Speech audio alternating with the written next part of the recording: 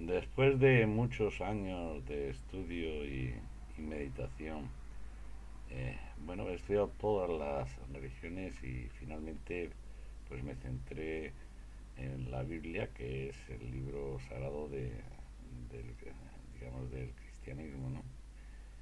Y, y después de pensarlo mucho, creo que, bueno, me he tomado la decisión de darles un testimonio de qué es lo que a las conclusiones y convicciones que yo he llegado tras ese estudio profundo de las religiones y fundamentalmente de, de la Biblia.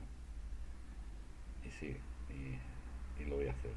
Lo voy a hacer y voy a compartir con ustedes. Miren, nací en el año 1950 y hasta donde mi memoria alcanza, ya mis padres eran creyentes evangélicos y por consiguiente pues la educación que recibí fue la propia de una familia de creyentes evangélicos. Ahora bien, una gran parte de mi formación académica pues la recibí en colegios religiosos católicos. Y es por ello que conozco perfectamente cuáles son las coincidencias doctrinales, doctrinales, las discrepancias y el dogma fundamental compartido entre la mamá Iglesia Católica Apostólica Romana y sus hijas, entre las cuales se encuentran la mayoría o totalidad de iglesias evangélicas. Y les diré lo siguiente: durante muchos años, más de 25 años, sí, más de 25 años, yo tuve una fe cultural, pero créanme, llegó el momento en que comencé a cuestionar muchas cosas que me habían leído y muchas de las que me habían enseñado, y lo hice buscando convicciones y certezas. Tal es así que hice acopio adquiriendo toda la documentación que pude sobre la historia de las religiones, de tal modo que transcurrido un tiempo en indagar, llegué a las conclusiones siguientes.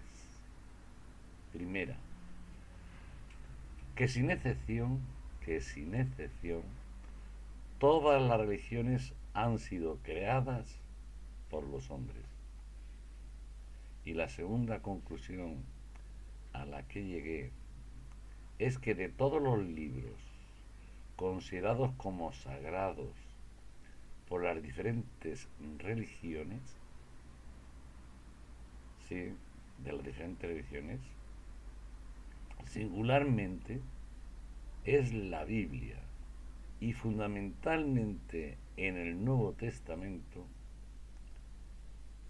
la que por excelencia contiene, y en mi opinión, algunos textos que van más allá de lo personal, algunos textos que en mi opinión son inspirados, sobre los cuales se sustenta la ética y la moral cristiana, la cual, y en mi opinión, es sin parangón.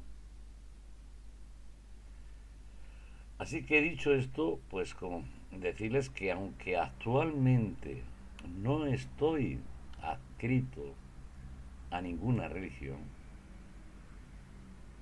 sí que estoy absolutamente influenciado por la ética y la moral cristiana a que he hecho mención anteriormente. Tal es así que tengo una profunda admiración y reverencia por el varón judío e histórico llamado Jesús de Nazaret, al que sigo y deseo imitar. Y ello me hace poner el foco fundamentalmente, me hace poner el foco en los escritos atribuidos al apóstol Pablo, el cual, ojo Ojo, al apóstol Pablo, que no conoció directamente al Señor Jesús ni anduvo con él. Lo conocería por terceros o yo qué sé. Pero la realidad es que él sentía tal grado de admiración por Jesús de Nazaret, judío hombre, que hasta en su muerte quería imitarlo. Consecuentemente, mi inclinación, eso no quiere decir que comparta todo, pero mi inclinación es hacia el cristianismo primitivo del siglo I, el cual surge, y desde mi opinión, surge del Evangelio, que según el apóstol Pablo, por inspiración le fue revelado. Y créanme que yo, en estas cartas atribuidas al apóstol Pablo, yo leo una serie de textos que en mi opinión concentran prácticamente toda la ética y la moral y todos los fundamentos de una auténtica y genuina fe cristiana, que no tiene nada que ver con lo que existe en la actualidad. Pues bien, desde esta ética y moral y fundamentos de auténtica y genuina fe cristiana, yo voy a efectuar, digamos, les voy a compartir con ustedes este vídeo en el que seguramente voy a denunciar muchas manipulaciones bíblicas que los líderes religiosos que dicen, sí, a lo largo de la historia, que dicen y dijeron ser cristianos, pues se efectuaron y yo diría que hasta en el día de hoy efectúan, pues creando dogmas, falsas doctrinas de hombres. Y una vez que decidí que mi fuente documental de referencia sería únicamente la Biblia y en sus diferentes cánones, pues créanme, comencé a estudiarla minuciosamente y desde todos los puntos de vista, empezando por el cultural y intentando conocer cuáles eran las creencias de las diferentes civilizaciones mesopotámicas, la historia, pero ojo, la historia a nivel documental y arqueológico del pueblo hebreo judío, no lo que me cuenten ahí, no, sino que esté amparado por la historia a nivel documental y arqueológico. También los aspectos filológicos de las escrituras y diferentes teologías que surgieron, porque no hay una sola teología, hay varias teologías. Y me dediqué a examinarlo todo, pues reteniendo lo bueno y desechando el resto, tal como dijo el apóstol Pablo. Y es por ello, sí, es por ello, que reafirmándome en lo que anteriormente les he expuesto, es mi plena convicción de que la Biblia, que es un conjunto de libros, sí, es un conjunto de libros que contienen y dan testimonio de algunos escritos, en mi opinión, inspirados, tal y como se expone en 2 de Timoteo 3:16, pero como es natural, en una traducción fidedigna. Y que en principio todo ser humano puede discernir desde el espíritu que Dios le ha dado. Es decir, cuando hablamos del espíritu que Dios nos ha dado, estamos hablando de nuestra mente racional, nuestro corazón, yo diría que cuántico, donde se depositan pensamientos, sentimientos, afectos, voluntades, etcétera, y conciencia, es que es un código ético y moral de conciencia para saber qué es lo correcto o incorrecto, lo que está bien o está mal. Y esto no es nuestro, esto le pertenece a Dios, por eso Dios vive dentro de nosotros. Otra cosa es que nosotros vivamos en él. Cuando estudié el Antiguo Testamento, y en una primera instancia, y desde el punto de vista histórico, es decir, con pruebas documentales y arqueológicas, o una de ellas, pues me llevé la gran sorpresa, créanme, de que prácticamente no existe ningún vestigio histórico. Me estoy refiriendo a lo que es el Antiguo Testamento, lo que es el pueblo de Israel, ¿no? Ningún vestigio histórico, salvo la estela de Merentaj, en tiempos del faraón Merentaj, la cual hace referencia a los hijos de Israel. Pues debían ser unas tribus que había por allí, por aquella zona, y le llamaron los hijos de Israel. Y también otra estela que es la estela de Tel Dan, en la que parece ser que se hace referencia a Ococías y se hace referencia como hijo del rey de la casa de David. Luego pues uno pues puede entender que por estas referencias pues bueno, que sí, que ellos cuando se establecieron como pueblo pues también tuvieron un rey o reyes como otros pueblos circundantes y vecinos. Ahora bien, lo que sí sabemos históricamente, pero esto está, aquí no hay la más mínima duda, ¿eh? Es lo que les voy a decir ahora. Lo que sí sabemos históricamente, y antes de que se escribiera el Tanaj o Biblia hebrea, es que en la media luna fértil, es decir, Mesopotamia, que mire, yo, fíjense cómo la extiendo, yo la llevo desde el Golfo Pérsico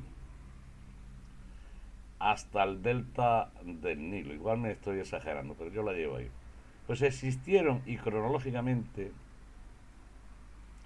una serie de civilizaciones como fueron la sumeria, la egipcia, la babilónica, la asiria y la persa.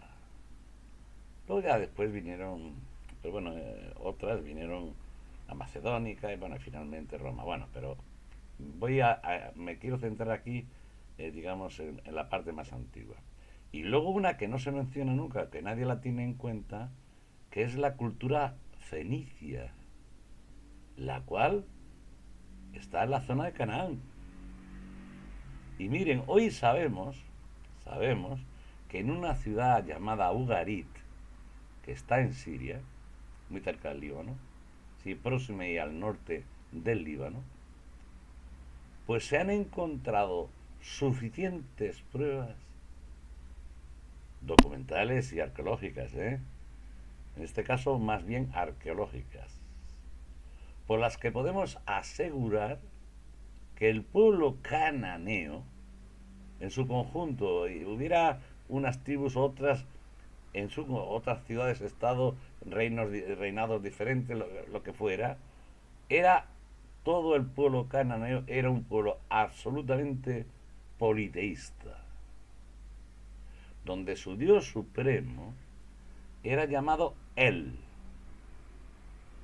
y su compañera era llamada Asera o Aserá, los cuales, y según estas pruebas históricas, pues esta pareja engendraron hasta 70 hijos, a los que adjudicaron los pueblos en que dividieron la tierra, y que el dios singular más venerado en Canaán fue el dios Baal.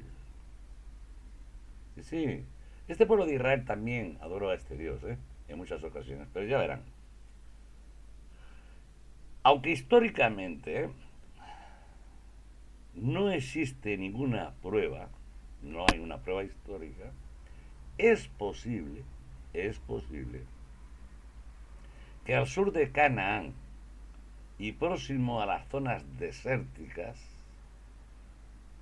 y en el entorno del final de la Edad de Bronce, pues es posible que postergara un clan familiar de tribus semitas nómadas, lo que luego sería Israel, y que se relacionaron pues con los edomitas, y quienes, estos edomitas, y a semejanza del dios Baal, pues estos no querían, porque estaban fuera de lo que era, porque ya estamos hablando del sur de Canaán, ya fuera de Canaán, pues estos no veneraban al dios Baal, pero bueno, ellos veneraban a un dios volcánico invisible, el dios Kos. Volcánico invisible, no tenía representación.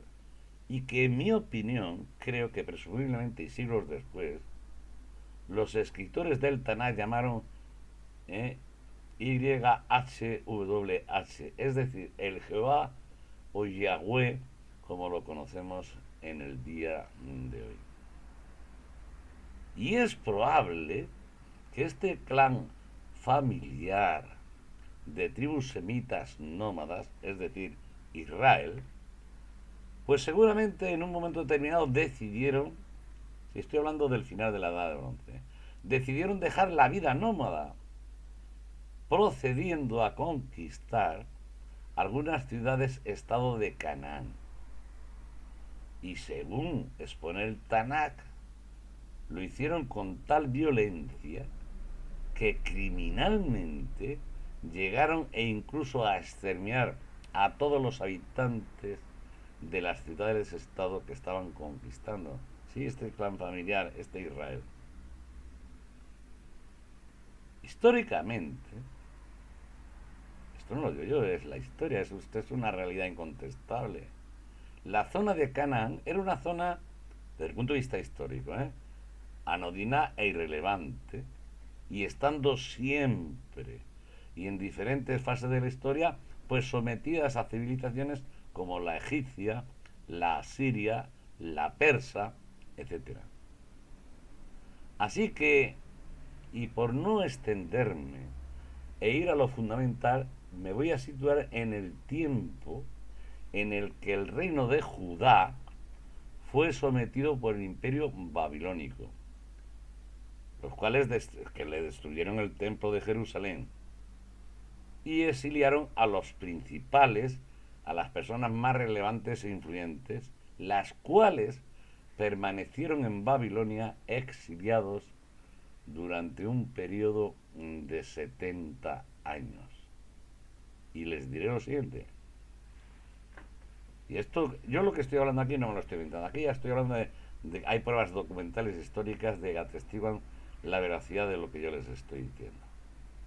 Miren, durante la permanencia en Babilonia de estos principales de Israel, bueno, en este caso de Judá, no Israel, porque ya saben que antes que esto se produjera, los asirios, digamos, hay 10 tribus que cogieron los asirios y abajo quedó la tribu de Judá y Benjamín. Bueno, pues durante la permanencia de la tribu de Judá y Benjamín en Babilonia, de estos principales descendientes, estos que estuvieron ahí tuvieron la oportunidad de cultivarse culturalmente, conociendo la historia y cultura de civilizaciones como la sumeria, egipcia y fundamentalmente la persa irania, una civilización que tiene más de 3.500 años de antigüedad y que fue muy relevante y determinante en el tema que estamos tratando.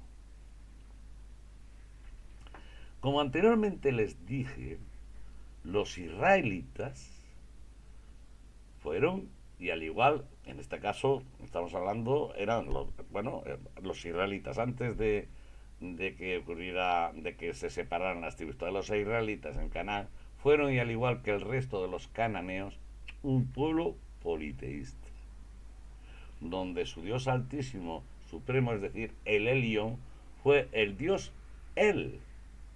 Y es por ello que vamos a encontrar en la Biblia hebrea, y sobre todo en la Torah, pues nombres como Bet-El, o sea, Betel.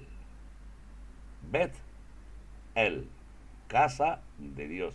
Ismael, escuchar a Dios. Israel, luchar con Dios.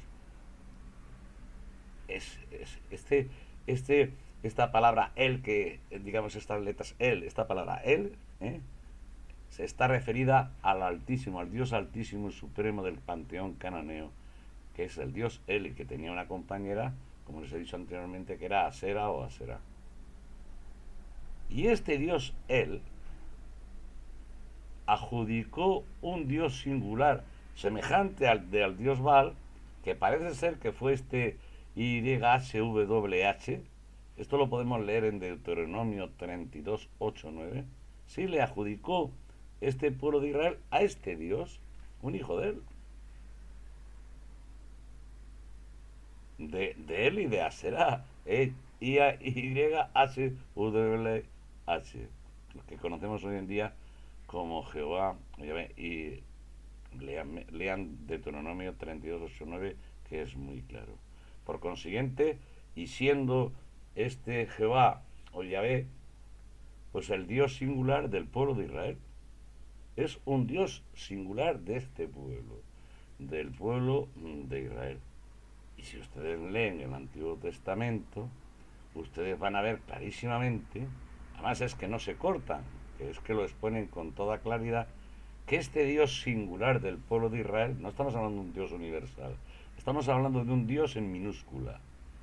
Fue un Dios celoso, rencoroso, vengativo, colérico, irascible, que cambiaba pero de opinión, criminal, inmisericordia y exterminador, un genocida. Y al que paradójicamente, es que a mí me hace mucha gracia, el que paradójicamente, y como es natural que de modo subjetivo y de parte, es llamado en algunos salmos santo, bondadoso, misericordioso, justo, etcétera. Claro, para los hebreos, los israelitas, porque para el resto de naciones colindantes, pues como que no.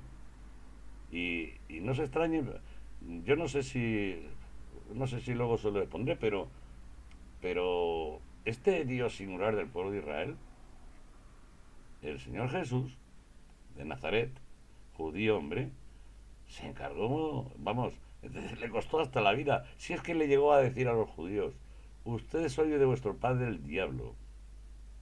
Porque el padre que preconizaba y que predicaba el Jesús de Nazaret era un Dios universal y un Dios de amor y misericordia, que no tiene nada que ver con este Dios singular del pueblo de Israel. Por eso les dijo, ustedes sois de vuestro padre el diablo. Quiero recordar que viene en Juan capítulo 8. Quiero recordar. Esto lo dijo el Señor Jesús. Si es verdad que lo que dice en Juan 8 lo dijo Él. Y estas cosas hay que tenerlas muy claras y en mente y que no les engañe nadie. ¿Sí? Ahora estamos viendo ahí un montón de problemas que están ocurriendo en Oriente Medio, con un genocidio que se está produciendo ahí en Gaza y una guerra ahí. Ya están viendo lo que hay. Claro, ¿qué van a hacer? Pues si realmente estos sionistas creen en este Jehová o Yahweh, pues están actuando pues como él actuaría o les mandaría. Durante su permanencia en Babilonia, estos exiliados y principales conocieron la religión persa irania, sí, de carácter zoroástrico, ¿no? Llamada Mazdeísmo, cuya entidad suprema fue el dios Ahura Mazda, de ahí viene Mazdeísmo, la cual, y esto es históricamente por los estudiosos, es considerada como la primera religión monoteísta existente en el mundo desde un punto de vista histórico. Así que, tras tener estos judíos la oportunidad de leer, estos exiliados y principales que estuvieron en Babilonia 70 años, pues tener la oportunidad y leer y estudiar el libro sagrado de esta religión que se llama el Avesta. ¿Sí? Este libro lo tengo yo, lo he leído yo. Ello movió a estos judíos exiliados a dejar el politeísmo e ir hacia una religión monoteísta. Porque hasta ese entonces eran politeístas. Pero una vez que conocieron esta religión del mazdeísmo y seguramente leyeron el Avesta, ellos decidieron que si un día volvían, ya se convertirían en un pueblo absolutamente monoteísta, influenciados por lo que habían conocido en Babilonia. Pues bien, cuando retornaron del exilio babilónico, ¿sí? Que además Fíjense que ahora, es que, perdonen que lo diga, porque ahora estoy viendo ahí entre digamos, Israel sionista, una guerra, o quiere tener una guerra con Irán, que Irán, al fin y al cabo, es la Persia, ¿no? Estamos hablando del imperio persa. Pues este imperio persa, y en la figura del rey Ciro, bien es verdad que lo hizo no por carácter político, porque le interesaba, pero la realidad es que el segundo templo lo reconstruyeron gracias al rey Ciro, que les permitió que retornaran, pero es que luego les apoyó económicamente para que reconstruyeran el templo y las murallas, ¿eh? Y hoy están intentando. Es el agradecimiento histórico que tiene este pueblo de Israel sionista a aquellos que le ayudaron a construir el segundo templo. Bueno, pues cuando retornaron, y me estoy centrando en los siglos V y IV antes del Señor Jesús, ellos empezaron a escribir lo que conocemos hoy en día como el Antiguo Testamento, que empieza por la Torá, que son los 5 primeros libros. Pero ojo, lo escribieron 4 fuentes documentales, como fueron la Yavista, que es la más antigua, la Eloísta, la Deuteronomista y la sacerdotal. Estas 4 tradiciones, por eso cuando leen ustedes la Biblia, ya nada más que de entrada, nada más que leerla, ustedes ya ven 2 relatos de la creación. Vamos, es que esto es de risa, ¿no? Ustedes ven un relato en el capítulo 1 del Génesis y otro relato distinto pero totalmente distinto, ¿no? No tiene nada que ver con el primero, en el capítulo 2. Uno es cosmogónico y el otro es, pues, prácticamente mítico, de leyenda, etcétera. Pues claro, ¿y por qué?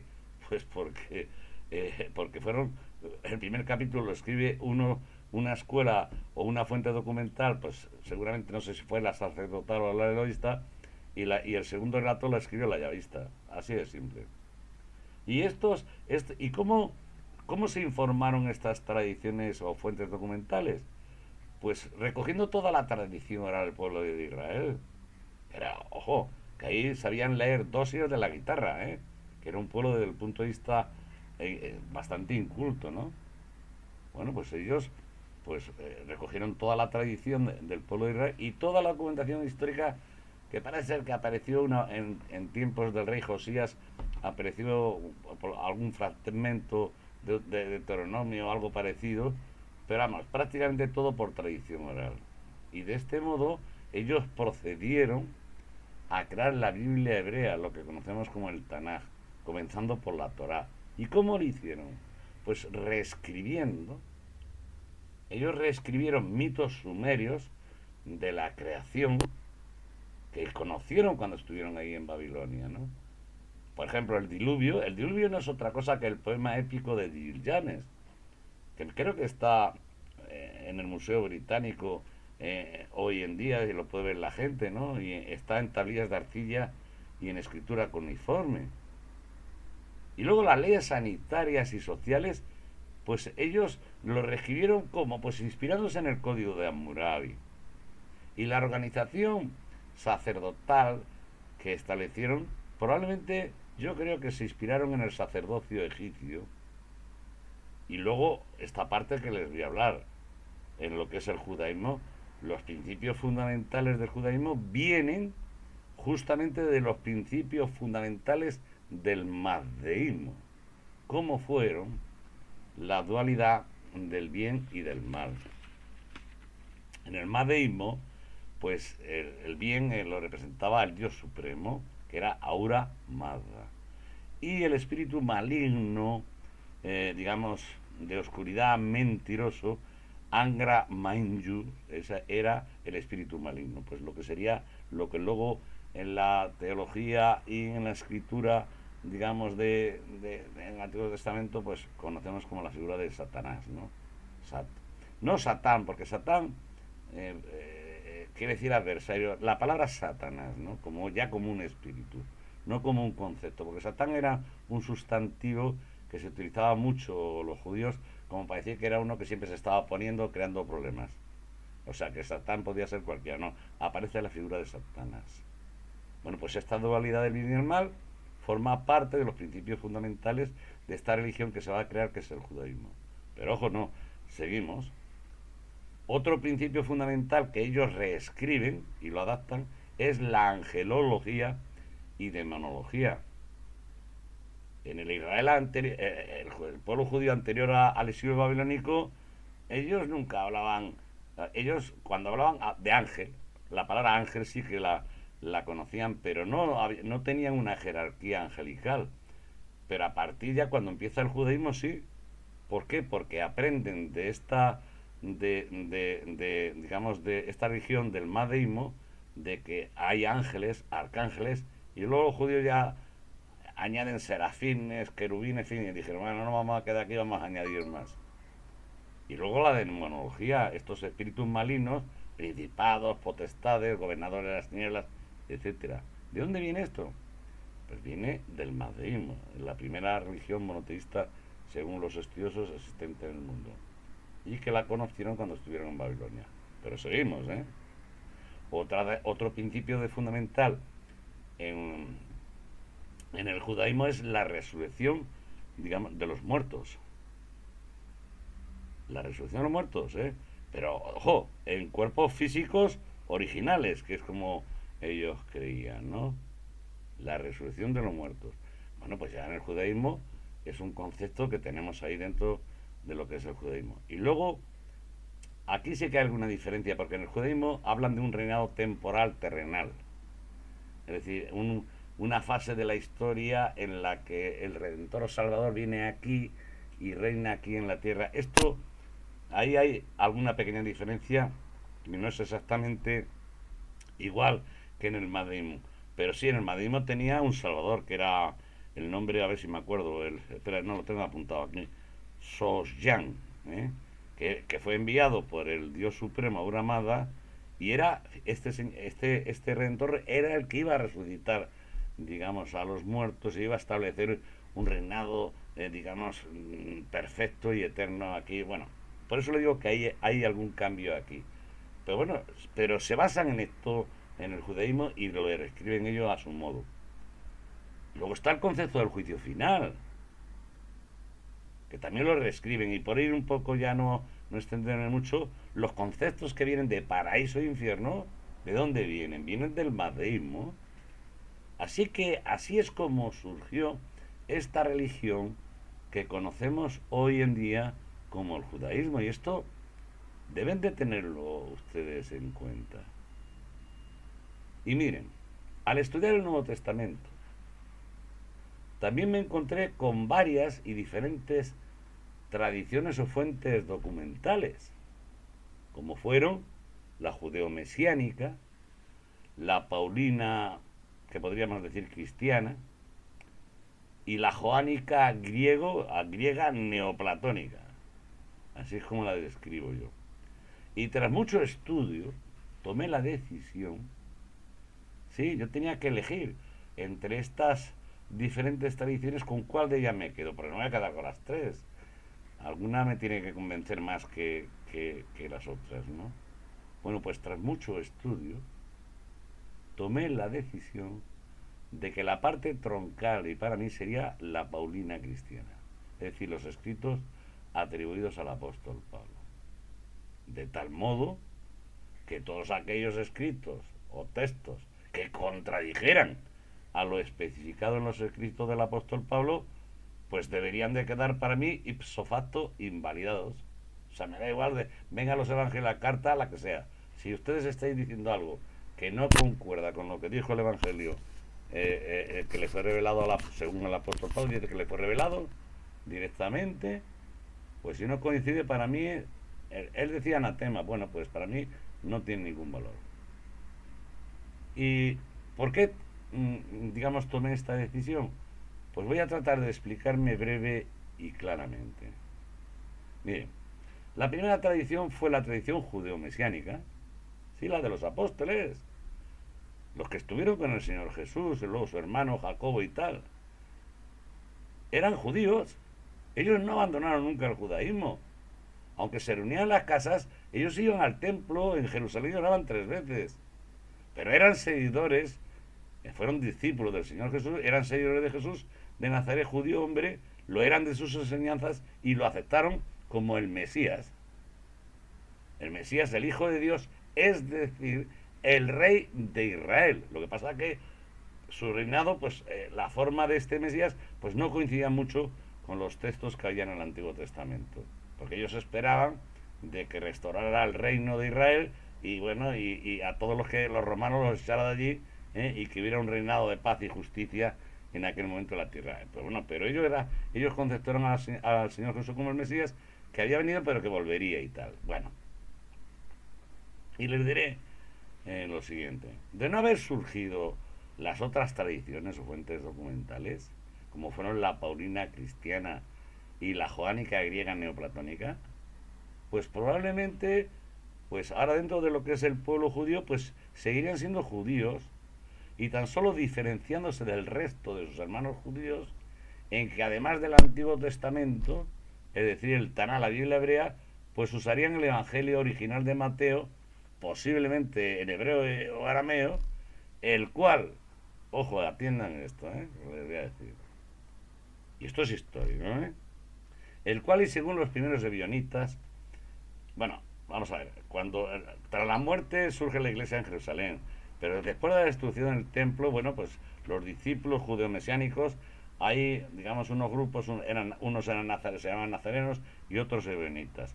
Y eran significativos porque ellos tenían el evangelio, ellos, además del judaísmo, pues seguían las enseñanzas que venían del evangelio según Mateo, que según dicen parece ser que estaba escrito, le llamaban de los hebreos, escrito, no sé si estaba escrito en arameo o en hebreo, pero y era y ellos denunciaron, estos ebionitas, ellos denunciaron que el evangelio que ellos tenían en Mateo, de Mateo, esto del capítulo 1 y 2 de este evangelio que disponemos el día de hoy, pues como que no estaba. ¿Y qué ocurrió en el año 70, es decir, a finales del siglo segundo ya, en el año 77, 177 después del Señor Jesús?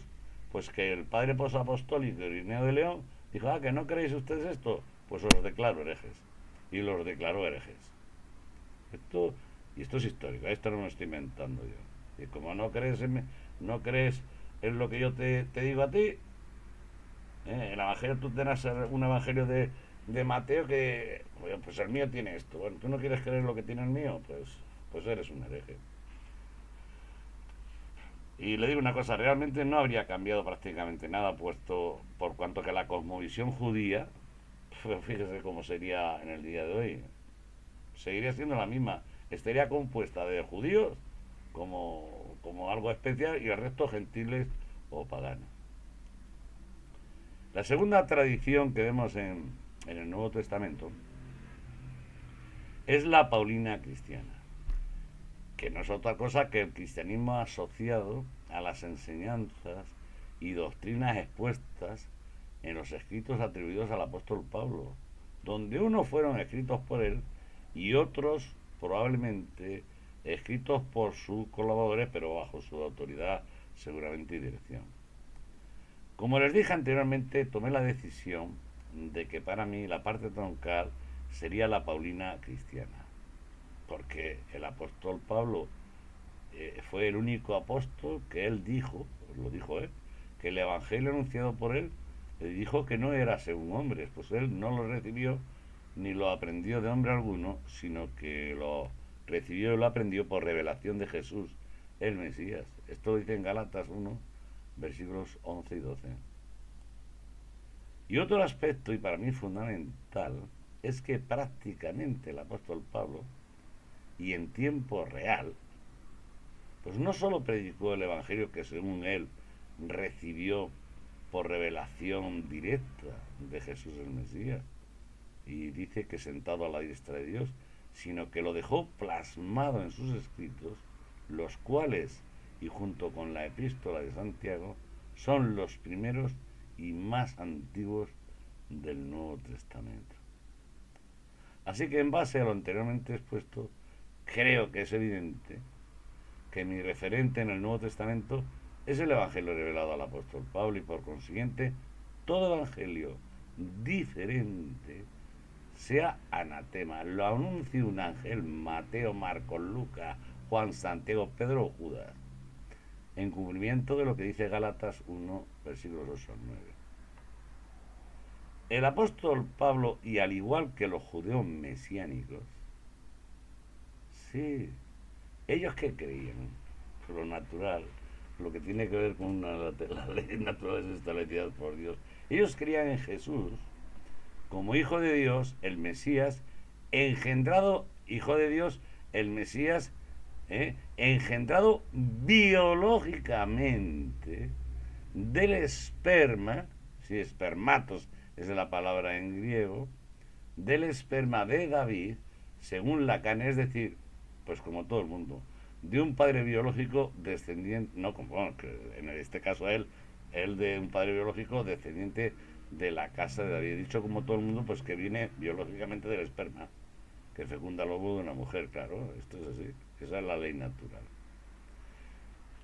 Creo que la mayoría de los judíos mesiánicos rechazaron al apóstol Pablo porque no entendieron o porque no se preocuparon en saber y discernir qué estaba predicando. Porque la verdad, bueno, aunque bien es verdad que si uno lee las cartas del apóstol Pablo, como mínimo hay dos fases. Hay una primera fase donde él se acerca mucho a las sinagogas y al pueblo judío que casi lo matan, ¿eh?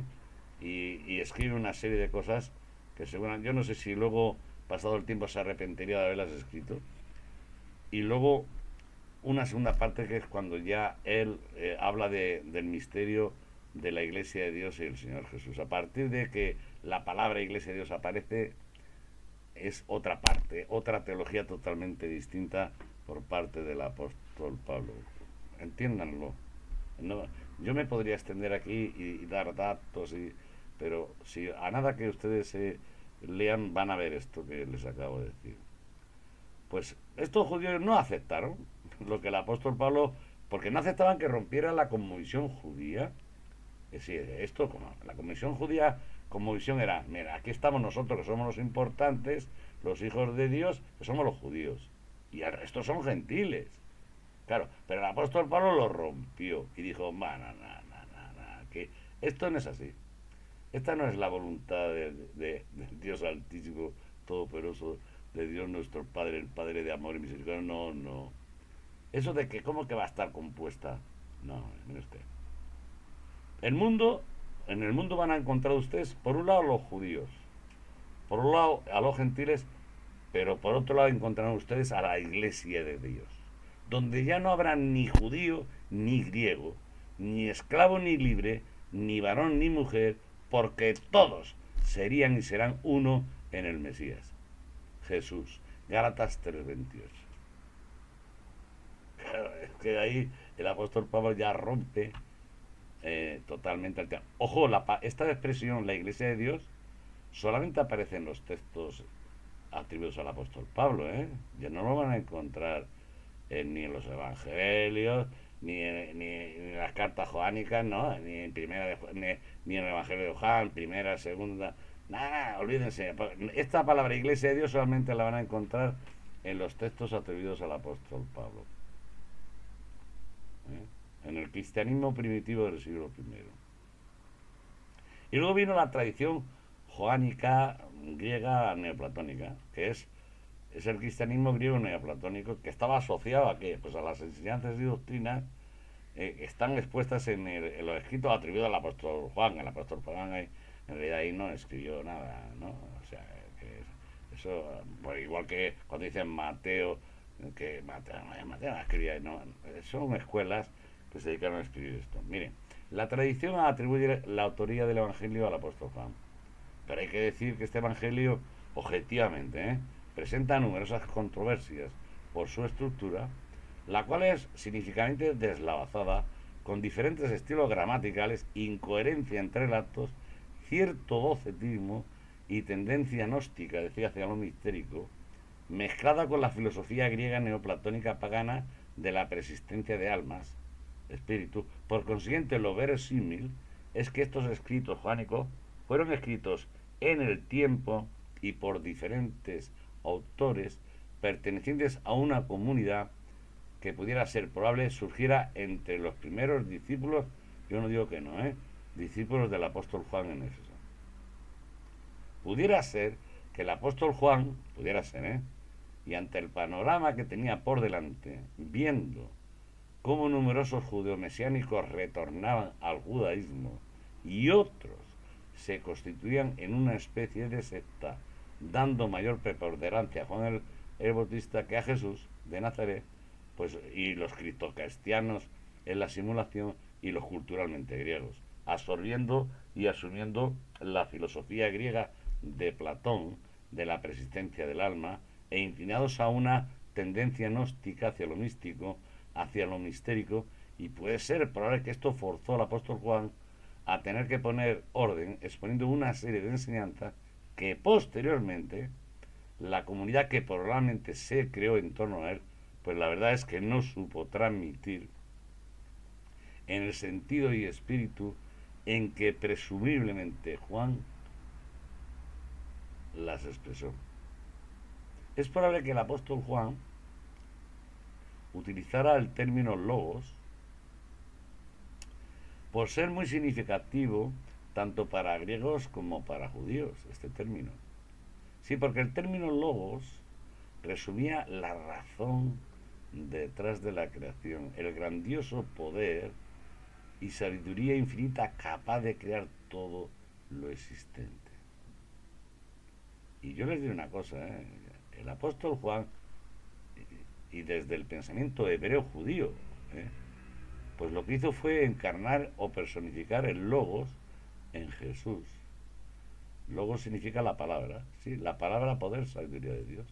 Es decir, que el poder y sabiduría de Dios, que es consustancial en su naturaleza, hablaba como si fuera una persona en primera persona por medio de Jesús. Esto es lo que yo creo que el apóstol Juan de, quiso que entendieran, pero no lo entendieron así. Pero el Evangelio de Juan expresa que el Señor Jesús, hay sitios donde dice que no dijo e hizo nada por su propia cuenta, sino que el Padre que moraba en él hizo las obras, de tal modo que cuando leemos yo soy la luz, yo soy el pan de vida, yo soy el camino y la verdad de la vida, etcétera, oiga, nadie debiera entender que se está refiriendo a cualidades inherentes e inmanentes en la persona de Jesús, sino que se está refiriendo al logos, se está refiriendo a la palabra, poder y sabiduría de Dios, que habla por medio de él.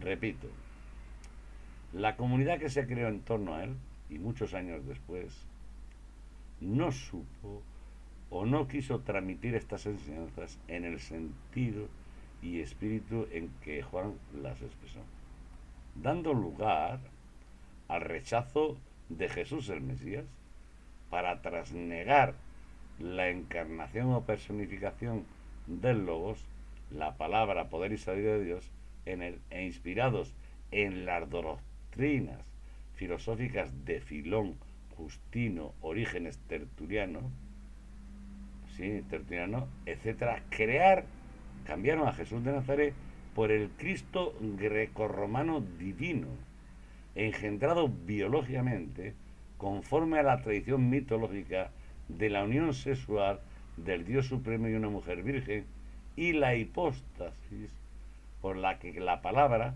ya no es consustancial en la naturaleza de Dios como poder y sabiduría, sino que es la segunda persona divina de la Trinidad coeterna y distinta al Padre, el persistente Hijo eterno y Dios Hijo.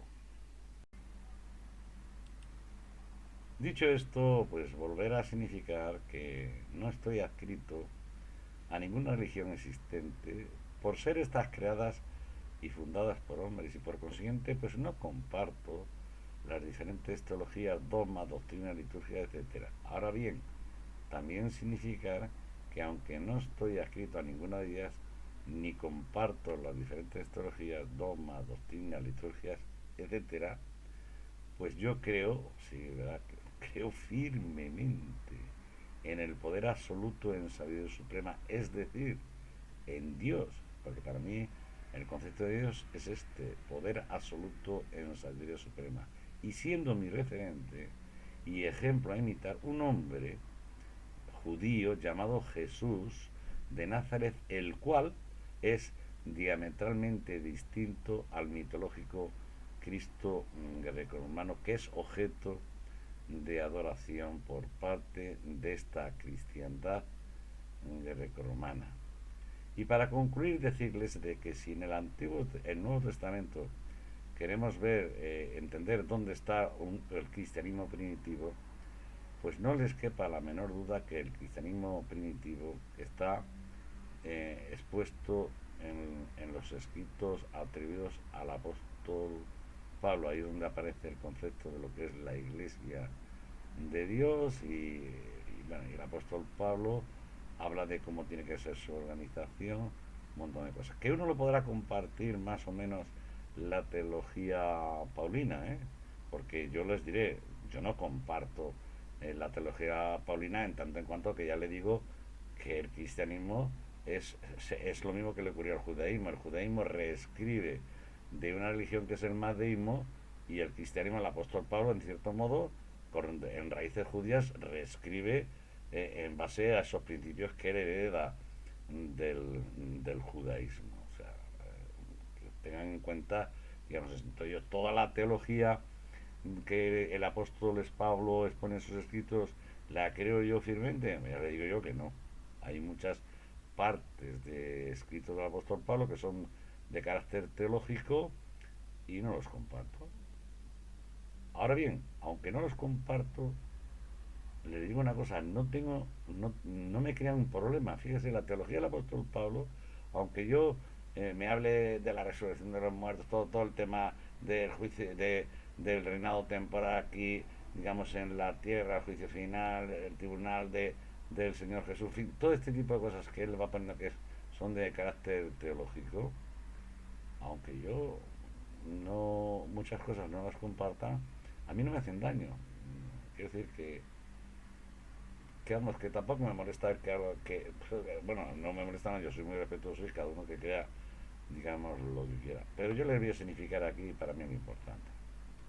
Mire, el apóstol Pablo, Saulo de Tarso, nació en Tarso, estaba en la provincia de Cilicia, en el sureste, al sur de Turquía, en el sureste de Turquía, y él es de una familia media, pues se dedicaban a hacer tiendas, creo que eran tiendas de campaña, seguramente para el ejército romano, ellos tenían la ciudadanía romana y a mí lo que me llama poderosamente la atención es lo siguiente.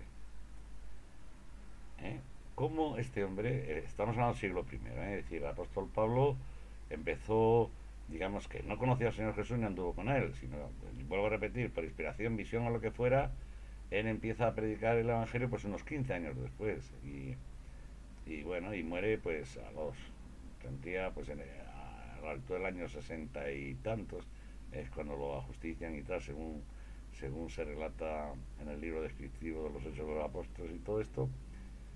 Bueno, pues él escribió un montón de cosas que en aquella época pues la gente, pues, digamos, para ellos digamos, los filósofos más importantes de aquella época y que eran un referente eran Sócrates, que aunque Sócrates no escribió nada, pero sí conocemos cuál era su pensamiento porque en una obra que se llama Fedón, pues Platón expuso los pensamientos de Sócrates. Luego vino Platón y Aristóteles.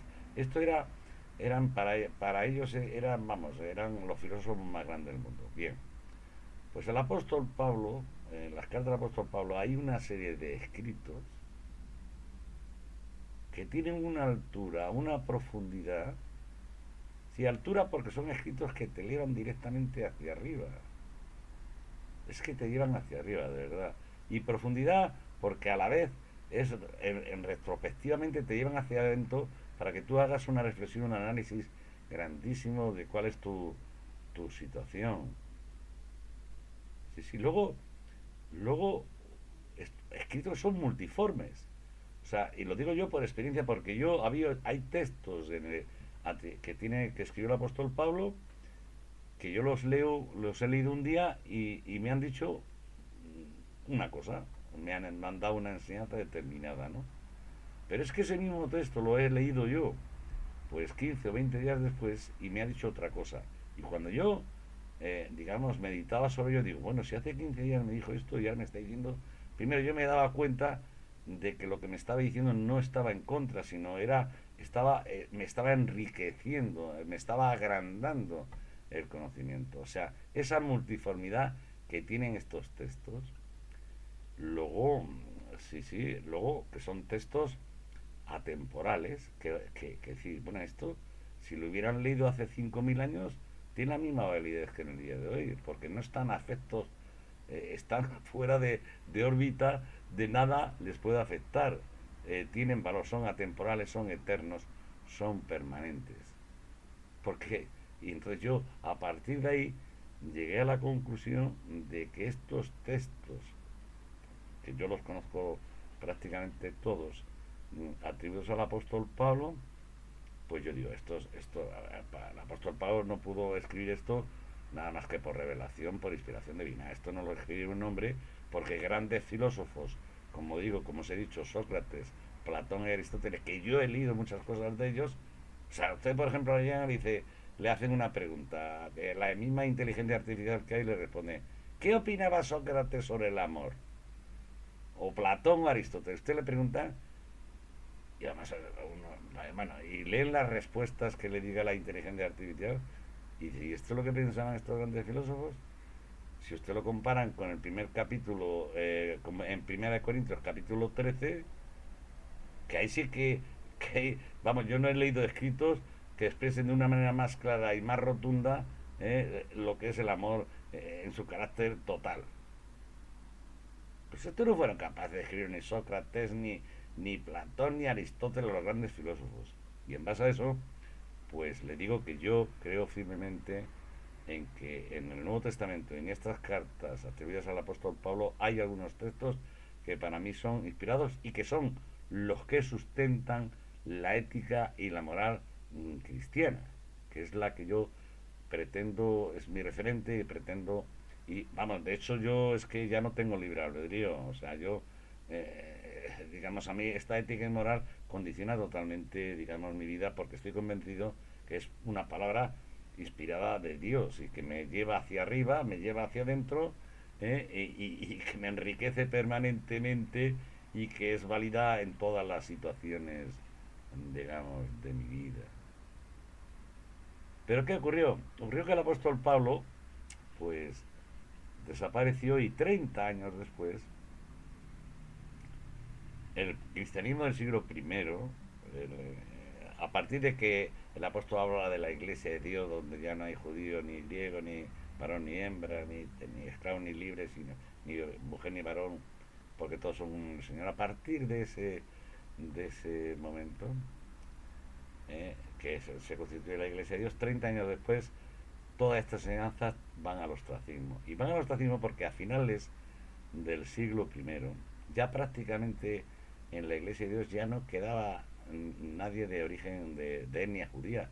Casi todos habían retornado al judaísmo y consecuentemente los que quedaban eran todos griegos y afectos, como es natural, a la filosofía griega neoplatónica y luego, pues, claro, a su mitología, digamos, griega. ¿Y qué ocurrió? Pues ocurrió de que a partir de final del siglo segundo y ya del siglo, perdón, primero, que ya siglo segundo y siglo tercero, pues ahí se fue produciendo un sincretismo donde la iglesia de Dios desaparece y empieza a surgir una nueva iglesia en la que va incorporando filosofías neoplatónicas, cierto grado de docetismo, gnosticismo y fundamentalmente por toda la parte mitológica, digamos, de eso. Y luego, esto durante el segundo y tercero. Y luego decirles que en esa época, en el Imperio Romano había una religión muy importante, que es el mitraísmo, ¿no? Y esta, bueno, pues decirles que este movimiento cristiano, este sincretismo que se va produciendo ahí, en que van incorporando tradiciones, rudimentos del mundo, y van incorporando toda esta mitología y falsificando, añadiendo en las escrituras y poniendo cosas que no estaban seguramente, seguramente no con toda seguridad en los originales, pues va surgiendo este cristianismo grecorromano que, que va copiando muchas cosas del mitraísmo, esta religión tan importante, y en el siglo IV pues digamos, tras el concilio de Nicea, pues se impone ya este cristianismo que, vuelvo a repetir, que copia mucho del mitraísmo. Le voy a poner un ejemplo de carácter mitológico. Ya vemos cómo es el nacimiento original del Señor Jesús, que se vienen expuestos en Mateo y Lucas en los capítulos 1 y 2. Bueno, pues decirle que en el mitraísmo, pues el semejante a Jesús es Mitra, que nace en una cueva y que digamos, en esa cueva donde él nace, bueno, pues había una mula y un buey que le daban calor a este niño Dios y que se produjo bueno, nació un 25 de diciembre, sepa. La fecha en la que nace Mitra es el 25 de diciembre, en una cueva desde una roca generatriz que dice ahí, y dice que una mula y un buey le daban calor al niño Dios y que se produjo un resplandor y que unos pastores que estaban por ahí pues se acercaron para adorar a este niño Dios. Y también habla de los magos. Bueno, pues cualquiera que vea los belenes que hoy en día en esta cristiandad greco-romana son absolutamente mitraicos, no tiene nada que ver con lo que narran los evangelios. Y eso pues ha venido por la tradición y ha venido en el tiempo, pero no solamente eso. Cuando nace en el año 325, tras el concilio de Nicea, la Iglesia Católica Apostólica Romana, pues una de las cosas de la Iglesia Católica Apostólica Romana, si usted ven a sus obispos, llevan un gorro. ¿Saben usted cómo se llama el gorro? Pues se llama mitra. El báculo ese que llevan, que es un bastón, eso viene del mitraísmo, que llevan los obispos católicos. ¿eh? Luego, unas cosas que había que ya han desaparecido. Yo ya las iglesias no veo, pero yo ya soy mayor y quiero recordar que siendo yo muy pequeñito había iglesias que tenían en la entrada pues como un sitio para mojarte las manos que era como de agua bendita. Estas pilas de agua bendita vienen del mitraísmo, pero luego sobre todo el mitraísmo viene la Eucaristía y las especies de pan y vino. Eso es una copia del mitraísmo, porque en el cristianismo genuino, verdadero, auténtico era un ágape, era una comida.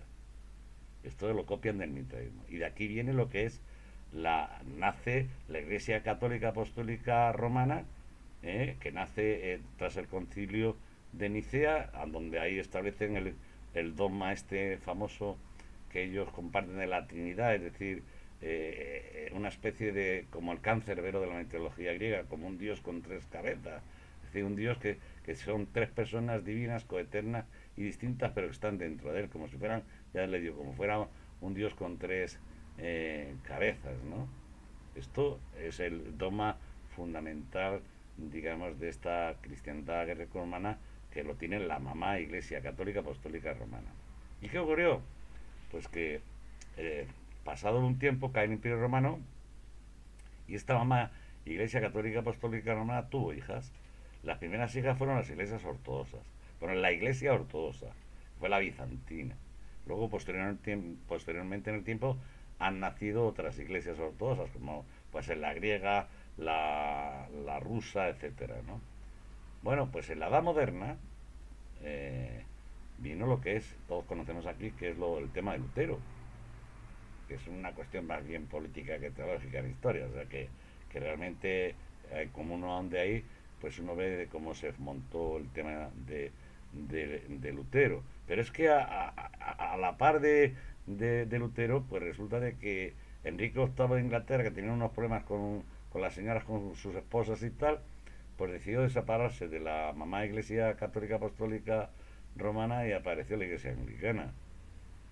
Y bueno, y ya después de la reforma y la contrarreforma, pues están todas estas iglesias protestantes y evangélicas que ya son centenares de un montón de denominaciones. Pues todas, estos son hijas.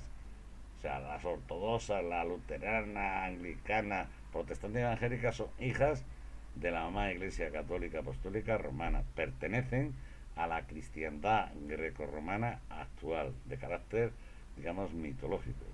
¿eh? Como ya les he dicho con anterioridad. Y esta es la cristiandad que hay en día. Si ahora mismo, si realmente les digo una cosa, ya con esto termino, porque podría estar hablando horas. Si ahora mismo, digamos, las profecías que vienen en tanto en cuanto de que el Señor Jesús vendrá aquí a la tierra en un momento determinado y como por ejemplo dice el apóstol Pablo en la carta a los tesalonicenses, primero resucitarán los muertos en el Mesías ungido y luego los que están aquí en la tierra serán arrebatados y irán juntamente y tal, y luego viene el reinado, digamos, temporal. Si creyéramos esto, ¿ustedes creen que Jesús de Nazaret iba a entrar en una iglesia de carácter grecorromano? Sí, porque fíjense, la diferencia que hay es sustancial y está en la Biblia, no me lo estoy inventando yo, que no esto termino. Fíjense, en esta cristiandad grecorromana, y que tiene este dogma que ya le he dicho que es como el cancerbero, como de la mitológico, es como un dios con tres cabezas. Pero ojo, en iglesias protestantes y evangélicas han dado un paso más, ¿eh? Y han ido a un politeísmo, claro. Hablan de Dios el Padre, Dios el Hijo y Dios el Espíritu Santo, no de tres personas coeternas, sino ya Dios el Padre, Dios el Hijo y Dios el Espíritu Santo. Pero fíjense, ¿eh? Dios el Padre, pues mire usted, en teoría, a ver, es que además yo me tengo que reír porque le siento orar y al final no sabe uno si se están dirigiendo al Señor Jesús. Bueno, empieza, bueno, de verdad, pongan atención cuando vayan a alguna iglesia evangelia y van a ver algunas cosas cuando estén orando. Pero luego la adoración es neta y claramente al Cristo grecorromano, no a Jesús de Nazaret, sino al Cristo grecorromano. Lo sientan en un trono, encumbran en un trono rodeado de miriadas de ángeles y objeto de toda oración. O sea, y encontrar cánticos que digan solamente a ti, Señor Jesús, te adoraré, pues van a encontrar cánticos semejantes a esos un montón. Y luego también hablan del Espíritu Santo y tal, pero fundamentalmente son cristocéntricos. Toda la adoración la tiene el Señor Jesús. Ojo, que no tiene nada que ver este Señor Jesús, este Cristo grecorromano no tiene que ver nada con Jesús de Nazaret. Y ya con esto termino, porque si ustedes recuerdan, Jesús de Nazaret, en las tentaciones, en el Evangelio, cuando habla de las tentaciones, dice que se le acercó el diablo y dijo, ¿ves todo el cual lo ves que ves por ahí? Si te postras delante de mí y me adoras, todo será tuyo. Y le dijo el Señor Jesús, apártate, Satanás, porque escrito está, solo, solo al Señor tu Dios adorarás y solo a Él darás culto. La palabra culto es adoración, digamos, sagrada. Esta frase la resumimos en nuestra lengua española con la palabra culto. Así que fíjense lo que dijo el Señor Jesús de Nazaret y lo que esta cristiandad grecorromana hace, cristocéntrica, hace con el Señor Jesús.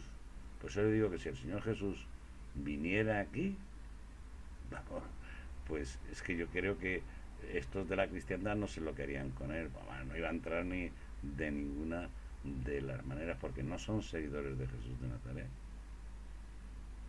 Si fueran seguidores de Jesús de Nazaret, solamente adorarían a Dios el Padre por medio y en el Señor Jesús y en Espíritu Santo. Es lo que harían desde un cristianismo primitivo del siglo I. Si me he extendido, discúlpenme, pero yo tenía que decir esto, ya me quedo tranquilo. Este es el testimonio de lo que yo creo y las convicciones y conclusiones y convicciones a que he llegado. Dios les bendiga grandemente.